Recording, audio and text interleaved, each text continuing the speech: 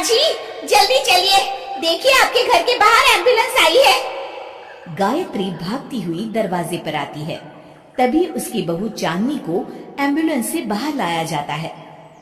हे भगवान, ये मेरी बहू को क्या हो गया? एक्सीडेंट हो गया माँ जी।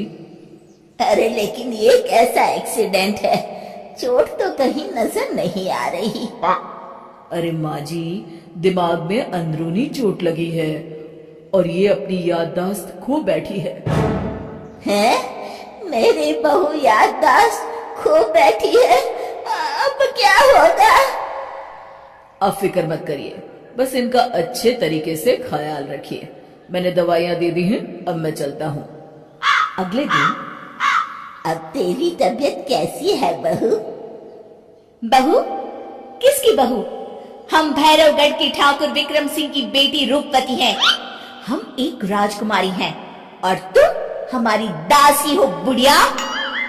अरे बेटा विशाल, बहू कैसी बहकी बातें कर रही है। अरे कुछ मत पूछो माँ, रात को मुझसे अपने पैर दबा रही थी। सर पर चोट लगने की वजह से इसका दिमाग पूरी तरह खराब हो गया है और ये अपने आप को राजकुमारी समझ रही है। तभी वहां चांदनी आ जाती है। तुम दोनों यहाँ क्या खुसुर फुसुर कर रहे हो? कहीं तुम दोनों मिलकर हमारे खिलाफ कोई षड्यंत्र तो नहीं रच रहे हो? हम तुम्हारा सर तलवार से उड़वा देंगे, समझे? अरे नहीं नहीं राजकुमारी जी, हम तो आपके सेवक हैं। भला हमारी इतनी हिम्मत। कहिए, आपने यहाँ हॉल में आने का कष्ट कैसे किया? हमें बहुत भूख लगी है। ए दासी, जल्दी से हमारे लिए भोजन का प्रबंध करो। आज हम शाही कबाब खाएंगे। विशाल अपनी माँ को चांदनी की बात मानने के लिए इशारा करता है। ठीक है राजकुमारी जी, मैं अभी आपके लिए भोजन लेकर आती हूँ। इस तरह विशाल और उसकी माँ ना चाहते हुए भी चांदनी की जी हजूरी में लगे रहते हैं। लाओ माँ, जल्दी से मेरा टिफिन दो, मुझे देर हो रही है। अरे ठहर जा, जरा दम तो लेने दे मुझे। सारे घर का काम मुझे अकेली को करना पड़ता है। तेरी बीवी तो राजकुमारी बनी बैठी है, सारा दिन हुक्म चलाती रहती है। अरे माँ, मेरा भी तो यही हाल है। फिलहाल तुम मेरा टिफिन दे दो, मैं चला। रुको, कहाँ जा रहे हो?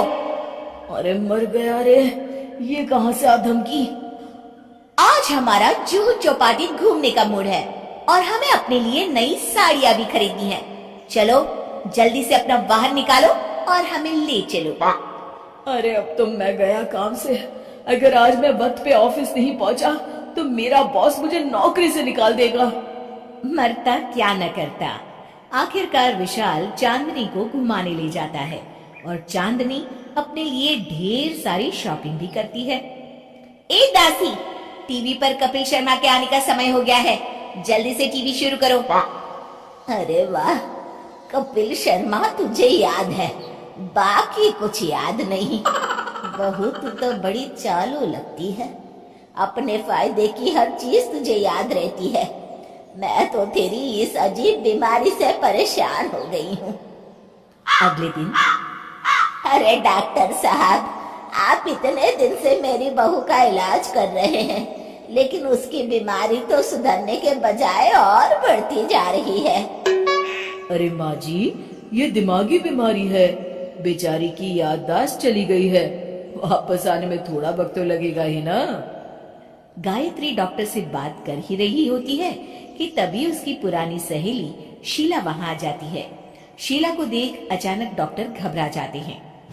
अच्छा माँ जी, मुझे एक मरीज को अर्जेंट देखने जाना है, मैं चलता हूँ। ये कौन था? अरे अब क्या बताऊं शीला, एक एक्सीडेंट में मेरी बहू की याददाश्त चली गई है। ये डॉक्टर उसका इलाज कर रहा है। ये डॉक्टर कब से बन गया? अरे ये तो चमन पान वाले का लड़का है, सारा दिन नौटंकी करता रहता है। अच्छा तो ये बात है, अब मैं समझी। मेरी बहू और ये पान वाले का लड़का दोनों मिलकर मुझे बेवकूफ बना रहे थे। चल तू मेरे साथ। गायत्री शीला को एक बड़ा सा डंडा हाथ में देकर अपनी बहू चांदनी के कमरे में ले जाती है।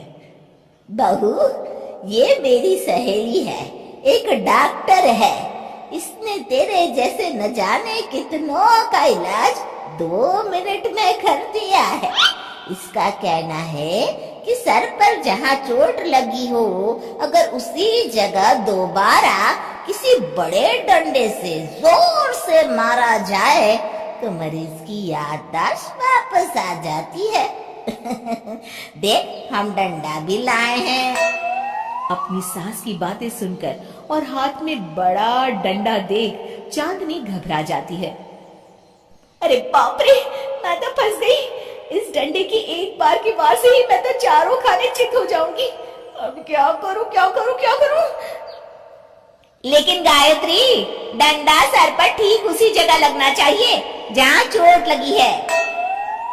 अरे तू चिंता मत कर, 2-4 बार मारूंगी तो एक बार तो सही जगह लग ही जाएगा ना।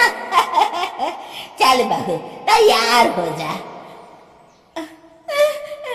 अरे नहीं नहीं माँ जी, मुझे मत मारिए। दरअसल घर के काम करने से बचने के लिए मैंने ये सब नाटक किया था।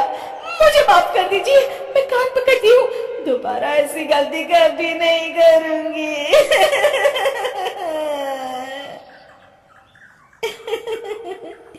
क्यों दोस्तों, कहानी कैसी लगी हमें जरूर बताइएगा।